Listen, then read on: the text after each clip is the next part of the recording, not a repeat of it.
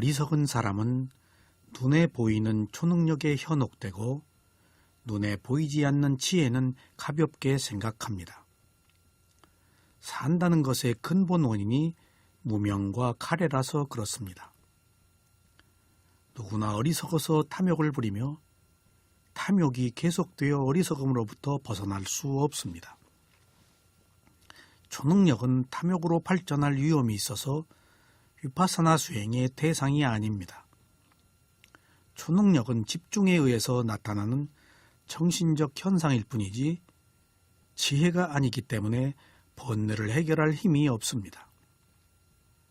능력을 가지면 과시할 위험이 있어서 바르지 못할 뿐만 아니라 여기에 기대는 사람도 자꾸 어리석음에 빠집니다.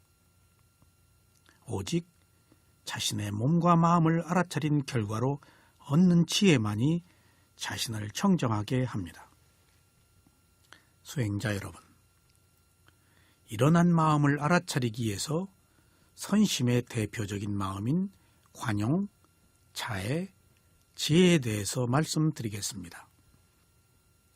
불선심과 마찬가지로 선심도 한 가지 마음만 있는 것이 아니고 여러 가지의 마음을 함께 포함하고 있습니다.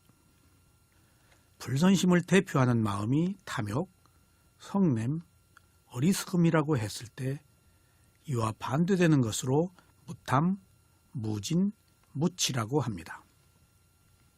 이 말은 곧 탐욕 없음, 성냄 없음, 어리석음 없음입니다. 일반적으로는 탐욕 없음을 관용으로, 성냄 없음을 자애로, 어리석음 없음을 지혜로 말합니다. 그러나 반드시 탐욕 없음이 관용을 말하지는 않습니다. 그리고 반드시 성냄 없음이 자애를 말하거나 어리석음 없음이 지혜를 말하는 것은 아닙니다. 일반적으로는 이렇게 반대로 비교할 수도 있지만 수행을 할 때는 탐욕 없음, 성냄 없음, 어리석음 없음이 반드시 관용, 자애, 지혜는 아닙니다. 탐욕 없음은 단지 탐욕이 없는 상태의 수준이고 성냄 없음은 단지 성냄이 없는 상태의 수준이고 어리석음 없음은 단지 어리석음이 없는 상태의 수준입니다. 이때는 단지 탐욕이 없는 상태일 뿐이지 지혜가 포함된 관용의 수준과는 다릅니다. 의식에서는 여러 가지의 지혜의 계층이 있기 때문입니다. 수행자 여러분, 부처님께서 말씀하신 대념처경의 마음을 알아차리는 수행에 의하면 탐욕이 있는 마음과 탐욕이 없는 마음은 서로 반대가 아니고 별개로 구분하셨습니다. 그리고 성냄이 있는 마음과 성냄이 없는 마음도 별개로 구분하셨습니다. 어리석음이 있는 마음과 어리석음이 없는 마음도 별개로 구분하셨습니다. 이 말씀은 탐욕이 있을 때는 이 마음이 불선심이지만 탐욕이 없을 때는 이 마음이 관용이 아닌 것입니다. 단지 탐욕이 없을 뿐이지 이 마음이 관용이 아닌 것을 말하는 것입니다. 마찬가지로 성냄이 있을 때도 이 마음이 불선심이지만 그렇다고 해서 성냄이 없는 마음이 반드시 자애인 것은 아닙니다. 똑같이 어리석음이 있을 때는 이 마음이 불선심이지만 그렇다고 해서 어리석음이 없는 마음이 지혜가 있는 마음은 아닌 것입니다. 우리가 일반적으로 생각하기에 탐욕이 있다가 없으면 그것은 관용이라고 이해하기 쉽지만 정신세계에서는 그렇지 않습니다. 선한 마음이라고 할지라도 여러 가지의 마음이 복합되어 있기 때문에 어떤 마음이 함께 있느냐 없느냐에 따라서 마음의 종류도 다릅니다. 관용이 있는 마음도 지혜가 있느냐 없느냐에 따라서 다릅니다. 또 기쁨이 있느냐 없느냐에 따라서 다릅니다. 또 평온함이 있느냐 없느냐에 따라서 마음이 각기 다릅니다. 그러므로 수행자는 이러한 마음을 구별할 것 없이 탐욕이 있는 마음일 때는 그냥 탐욕이 있는 마음을 알아차립니다. 탐욕이 없는 마음일 때는 그냥 탐욕이 없는 마음을 알아차려야 합니다. 성냄이 있는 마음일 때는 그냥 성냄이 있는 마음을 알아차리고, 성냄이 없는 마음일 때는 그냥 성냄이 없는 마음을 알아차려야 합니다.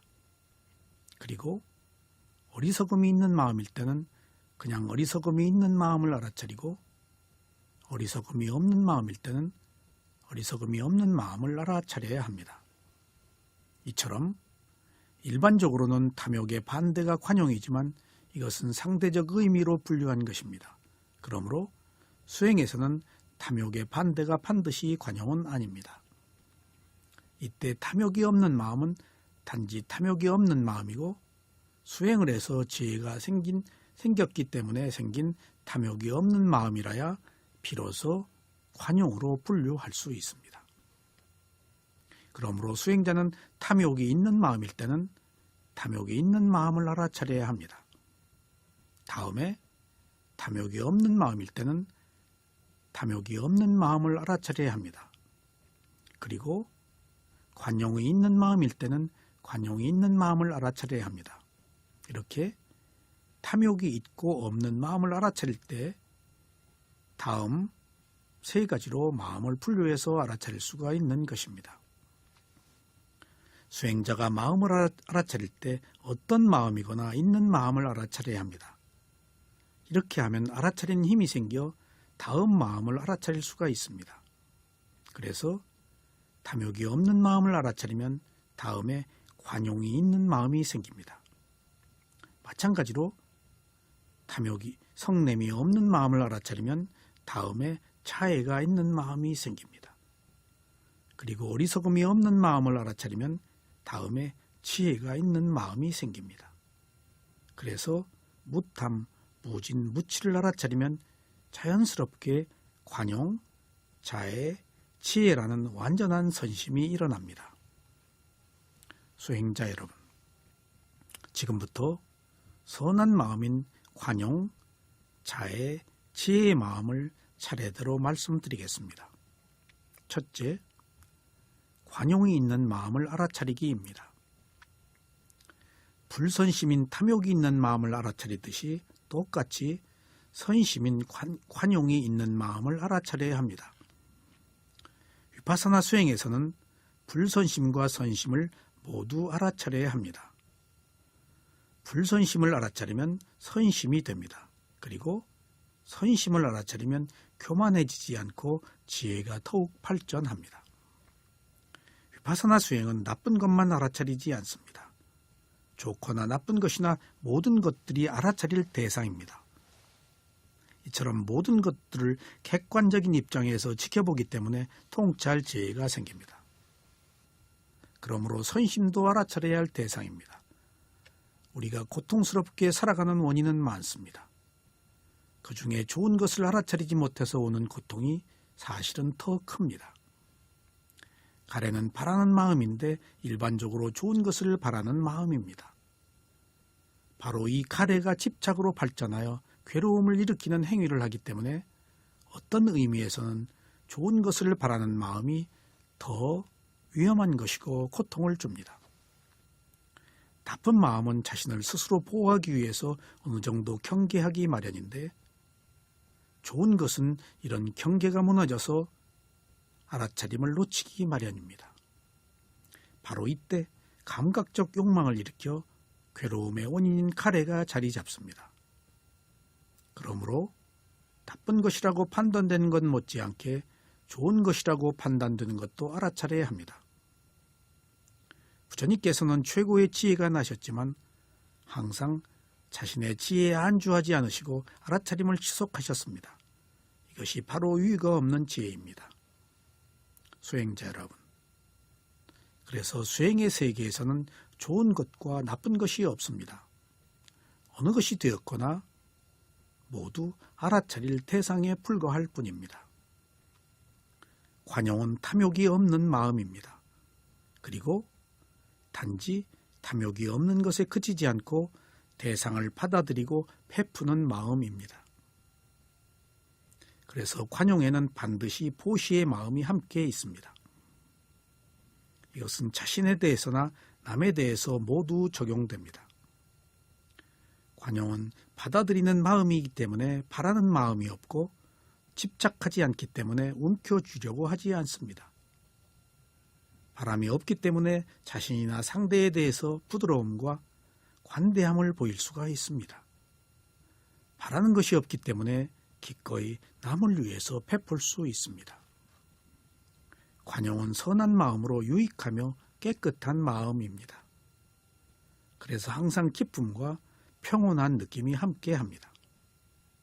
그러나 지혜가 있는 관용이 있고 지혜가 없는 관용이 있습니다. 그리고 자극을 받지 않고 자발적으로 일어나는 관용이 있고 자극을 받아서 유발되어 일어나는 관용이 있습니다. 이렇듯이 마음은 단순하지만 어떤 마음과 결합하여 일어났느냐에 따라서 다양한 형태의 마음으로 분류합니다. 그러나 수행자는 어떤 마음이 되었거나 일어난 그 마음을 있는 그대로 알아차려야 합니다. 내가 있다고 하는 자아가 있으면 완전한 관용이 될 수 없습니다. 자아가 있는 관용일 때는 어떤 목적을 가진 마음이 자리 잡고 있습니다.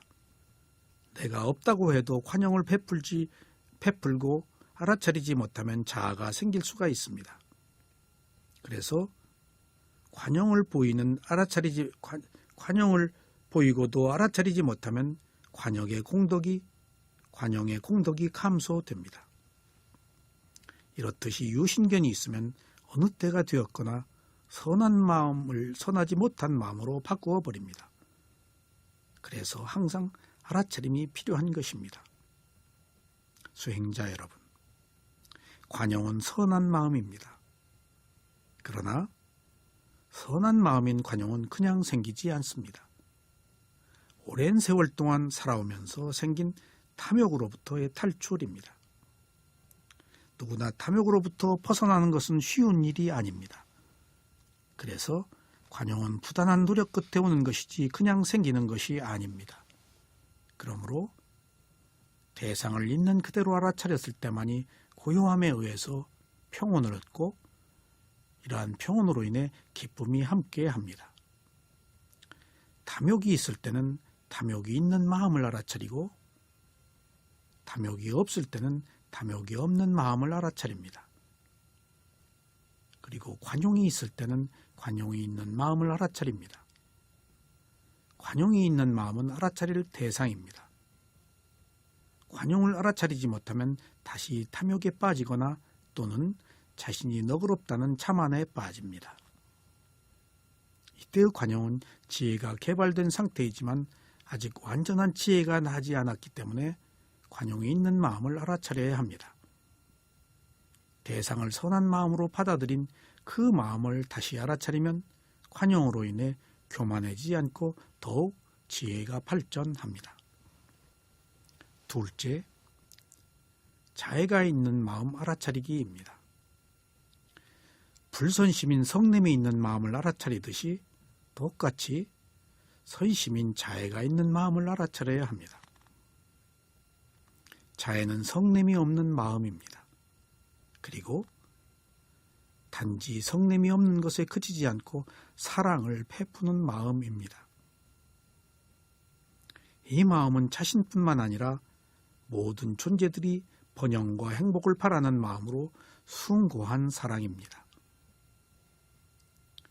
자신의 대표적인 마음은 자애의 대표적인 마음은 마치 어머니가 생명의 위험을 무릅쓰고 하나뿐인 외아들을 보호하는 것과 같은 친정한 마음입니다. 이때의 자애는 어머니가 자식을 사랑하는 집착에서 오는 애정이 아니고 진심으로 자식이 행복해지기를 바라는 마음입니다. 자애로운 마음은 숭고한 사랑으로 가족, 사회, 인류, 존재계에 있는 모든 종류의 생명에게 편견을 갖고 있지 않습니다. 그래서 이 마음은 무제한적입니다. 그러므로 아무런 장벽이 없습니다. 이처럼 차별이 없기 때문에 어머니가 자식을 사랑하듯이 무조건적으로 사랑을 베풉니다. 이런 마음일 때라야 비로소 엄청난 힘을 가진 성냄이 소멸될 수 있습니다. 성냄은 성냄을 통해서 사라지지 않습니다. 오직 자애를 통해서만이 성냄이 사라집니다. 자애로운 마음이 모든 생명을 향해서 무한한 사랑을 보낼 때 자신이 무시되지 않습니다. 나는 없고 오직 남만 있는 것이 아닙니다. 이때 모든 생명 속에 자신도 하나의 생명으로 참여하는 것입니다. 그래서 나와 남이 따로 있지 않고 나와 남이 모두 포함된 무한한 사랑입니다. 자애는 네 가지의 무량한 마음과 함께 있습니다. 네 가지 무한한 마음을 한문으로는 사무량심이라고 합니다.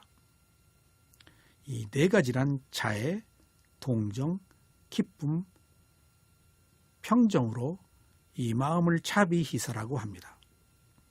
우리가 일반적으로 자비라고 했을 때는 사랑을 뜻하는 자애와 연민의 정인 동정이 함께 포함된 말입니다. 수행자 여러분, 우리는 자비이사의 사무량심으로 더욱 선심을 키워야 되겠습니다.